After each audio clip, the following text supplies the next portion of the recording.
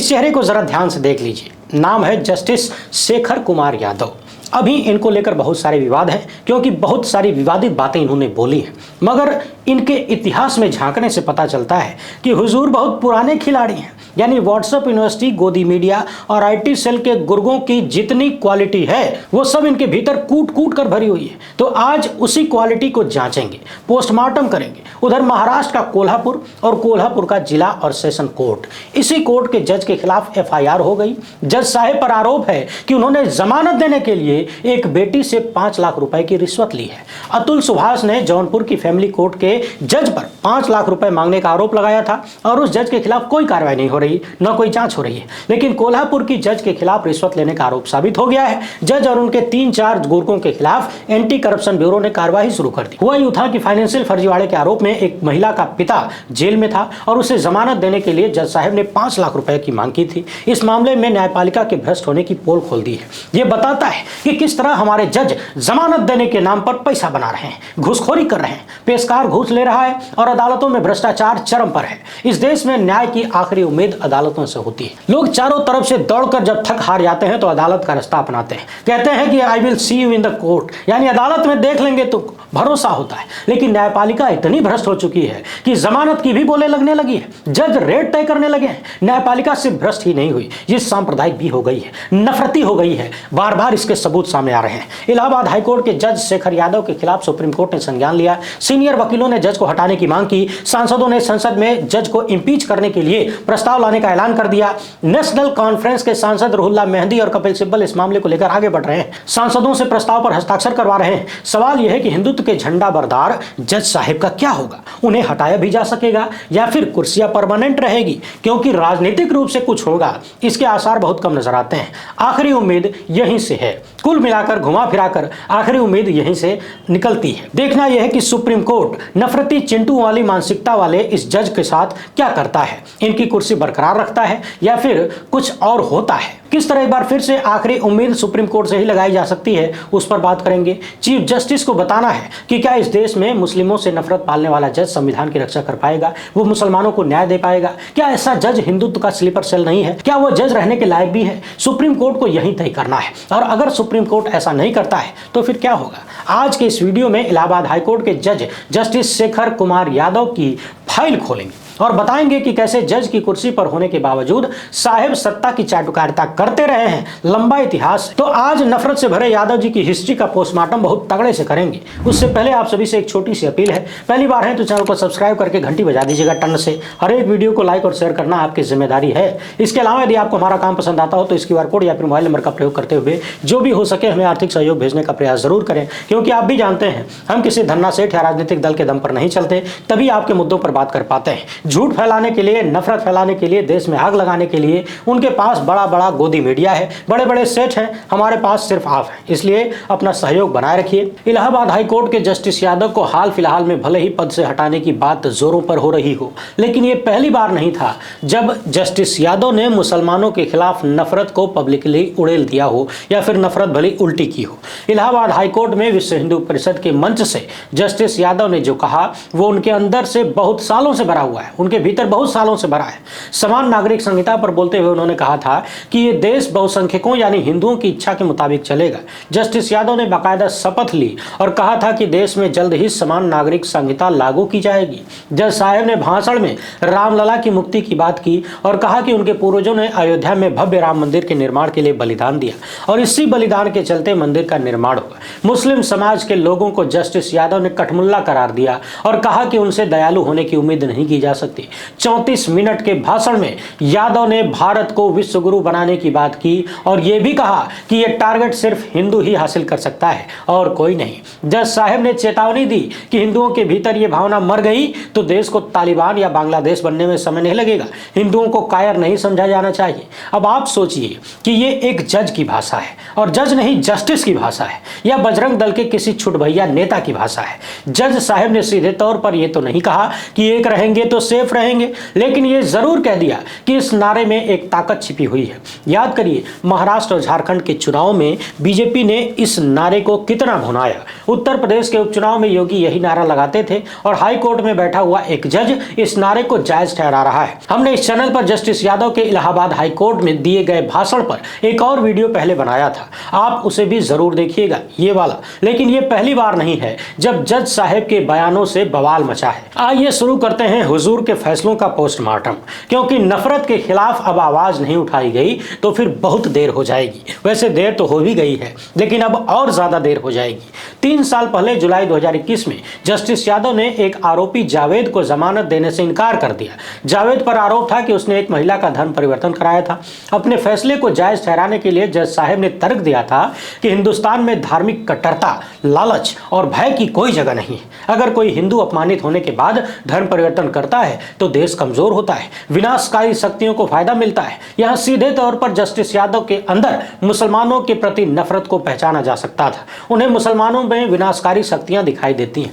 एक आरोपी के केस को लेकर वो पूरे समाज को कटघरे में खड़ा करते हैं। ये काम ठीक वैसे ही है जैसे व्हाट्सएप यूनिवर्सिटी के अंधभक्त, गोदी मीडिया और उसके लपटझंडिस और आईटी सेल के गुर्गे कहते हैं। ये दिखाता है कि इनकी मानसिकता कौन सी है। उनके कमेंट में नजर आता है। 2 महीने बाद सितंबर 2021 में जज साहब के पास गौ हत्या का एक केस पहुंचा और जस्टिस यादव ने कहा कि गाय को राष्ट्रीय पशु घोषित कर देना चाहिए, गौरक्षा को हिंदुओं का मौलिक अधिकार माना जाना चाहिए। ये कहते हुए जस्टिस यादव ने गौ हत्या के आरोपी को जमानत देने से इनकार कर दिया। अपने आदेश में उन्होंने गाय की बहुत तारीफ की और दलील दी कि गाय राष्ट्रीय पशु होने की हकदार है। वैज्ञानिकों का मानना है कि गाय एकमात्र ऐसा जानवर है जो ऑक्सीजन लेती है और ऑक्सीजन छोड़ती है। अब बताइए, क्या आपने कभी सोचा था कि अदालतों में बैठे मिलाड की जबान से व्हाट्सएप यूनिवर्सिटी का ये गोबर ज्ञान सुनने को मिलेगा? गाय ऑक्सीजन लेती है और ऑक्सीजन ही छोड़ती है, फिर ऑक्सीजन लेती काहे है? बिना ऑक्सीजन के रह लेती।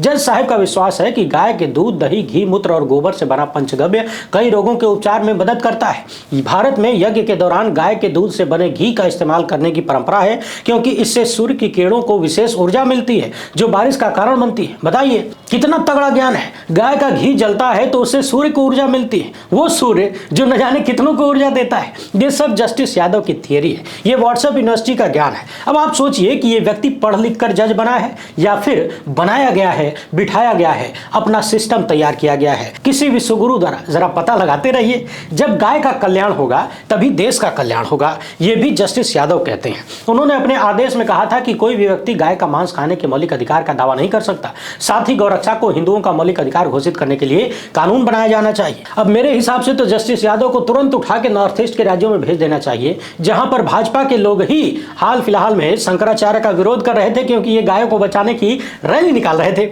अमृतकाल से पहले क्या आपने कभी ऐसे किसी जज या जस्टिस को देखा था? गाय को लेकर जस्टिस यादव ने जो भी दावा किया था उनका कोई वैज्ञानिक तथ्य नहीं है, कोई वैज्ञानिक सत्य नहीं है। और समझने वाली बात यह है कि इस तरह के जितने भी व्हाट्सएप यूनिवर्सिटी के ज्ञानी हैं, जितने भी ऐसे कुपड़ हैं, जितने भी ऐसे जाहिल लोग हैं, मैं बड़ा सोच समझ के बोल रहा हूं, जितने भी ऐसे जाहिल लोग हैं जो इस तरह का ज्ञान देते हैं, वो उसी अमेरिका, उसी नासा और उसी वैज्ञानिक तथ्यों का सहारा लेते हैं। कहते हैं कि गाय पर पता नहीं कौन कौन सा शोध अमेरिका कर रहा है, नासा कर रहा है। ये बातें बोलकर उनका नाम लेकर आपका भरोसा जीतते हैं।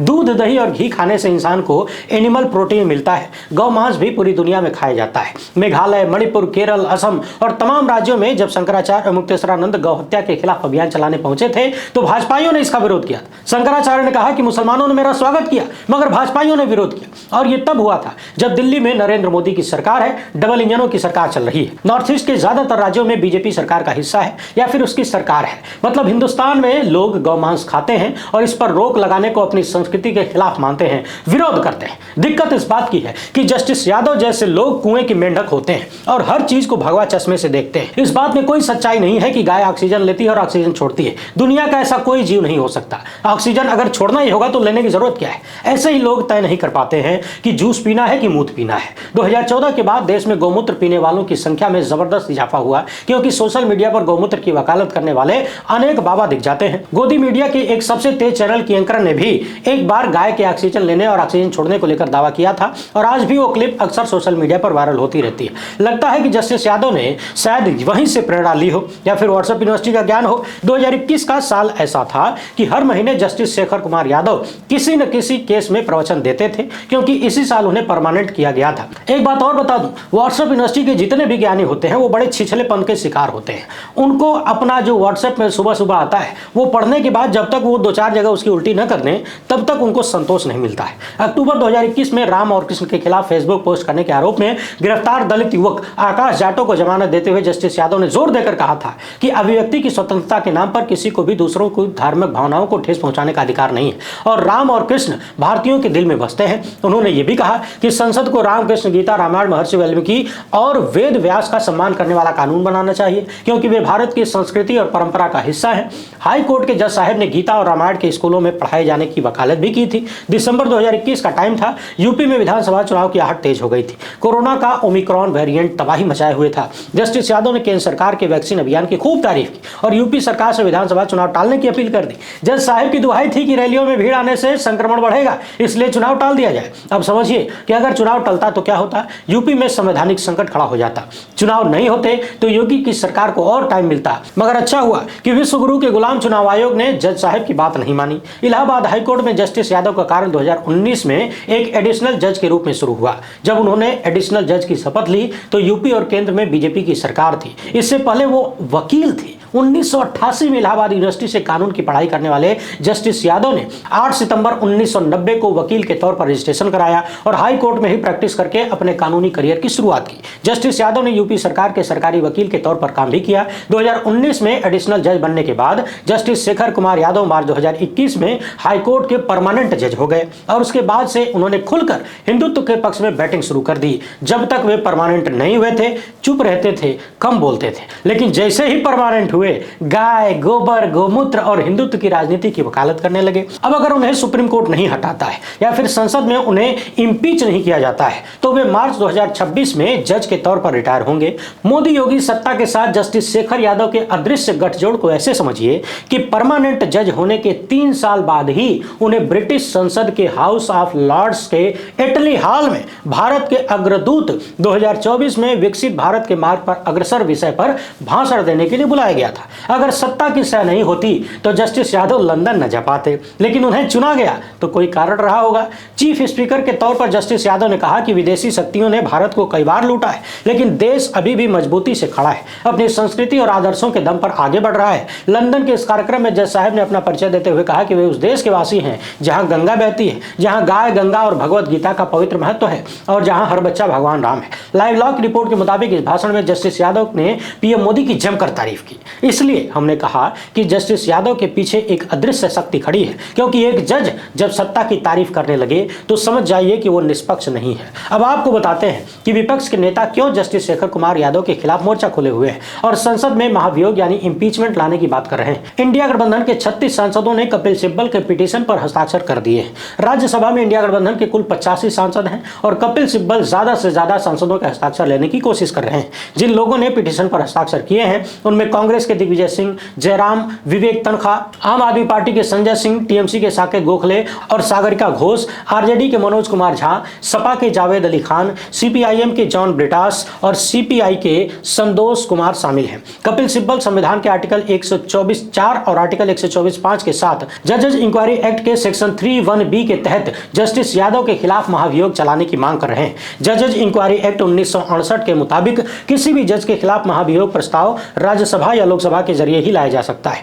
अगर प्रस्ताव राज्यसभा के जरिए लाया जाता है तो कम से कम 50 सांसदों के हस्ताक्षर होने चाहिए और अगर लोकसभा के जरिए लाया जाता है तो 100 सांसदों के हस्ताक्षर होने चाहिए। इसलिए इंडिया ब्लॉक के सांसद प्रस्ताव पर अपनी सहमति दे रहे हैं। एक बार प्रस्ताव स्वीकार हो जाए तो 3 सदस्यों की एक कमेटी बनाई जाएगी जिसमें 2 जज शामिल होंगे और ये कमेटी तय करेगी कि क्या जस्टिस यादव के खिलाफ महाभियोग चलाए जाने का केस बनता है कि नहीं। इस कमेटी में सुप्रीम कोर्ट और हाई कोर्ट के जज होते हैं। अब कपिल सिब्बल का ये प्रस्ताव लोकसभा और राज्यसभा से पास हो जाएगा इसकी संभावना तो बहुत कम है, क्योंकि प्रस्ताव को पास कराने के लिए 2/3 बहुमत चाहिए होता है और जिस तरह से लोकसभा और राज्यसभा में बीजेपी गठबंधन के पास बहुमत है ऐसा लगता नहीं है कि प्रस्ताव पास हो जाएगा।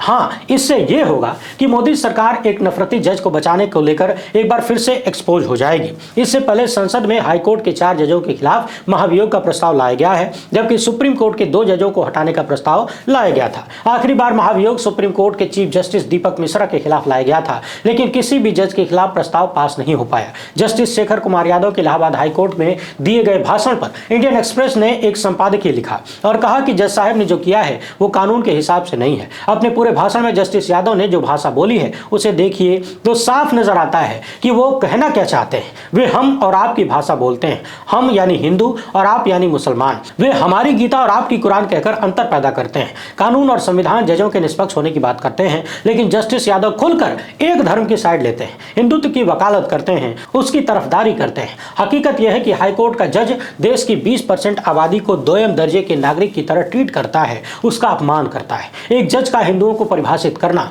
और यह कहना कि इस देश को अपना मानने वाला हर आदमी हिंदू है, फिर महिलाओं की आड़ में यूनिफॉर्म सिविल कोड की वकालत करना बताता है कि मुसलमानों को लेकर जस्टिस यादव की सोच क्या है।